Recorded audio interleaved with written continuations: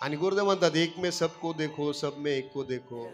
कारण ईश्वराची अनुभूती करून देणाराच गुरु राहतो. आणि गुरु आयुष्यात असणं, असा गुरु असणं याच्यासारखं काही भाग्य नाही.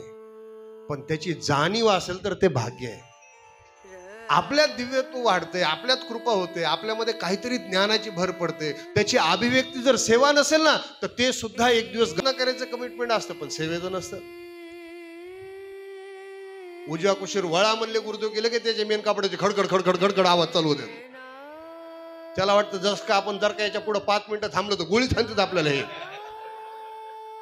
जर क्रिया झाल्यानंतर 5 मिनिटं इथं बसायची जर इच्छा होत नसेल तर तुम्ही फक्त टेक्निकच्या मागे लागलेले, कृपेच्या नादी नाही लागलेले.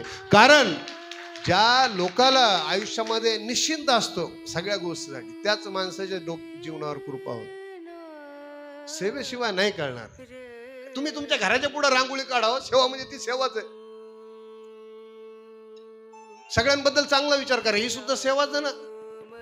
बाजूच्यानी कलरचं बकेट दिसतो, बापू कलर द्यायला, अरे देऊ दे ना, तुला काय बिल द्यायचं काय द्यायचं.